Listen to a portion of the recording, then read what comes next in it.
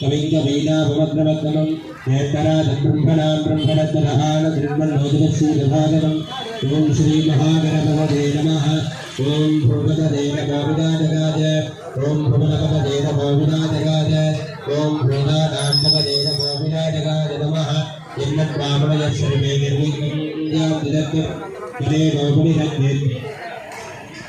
तद्ब्रह्मैवाद्य सर्वगम् ॐ भद्रं दधातु ॐ शान्तिः शान्तिः शान्तिः ॐ भद्रं कर्णेषु शृणुयामदेवाः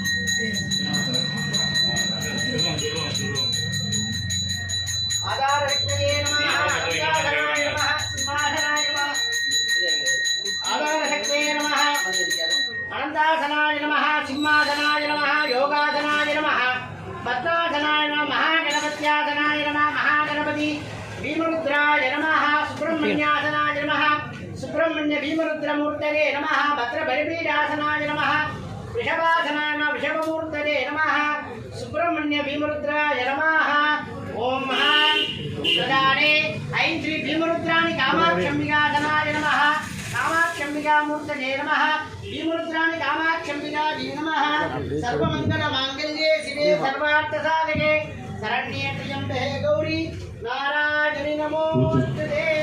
श्रीनाथस्वरूपिणी अंबिकायै नमो नमः हरे गौरी प्रार्थना पुष्पाञ्जलिं समर्पयामि सर्वेषां धूपदीप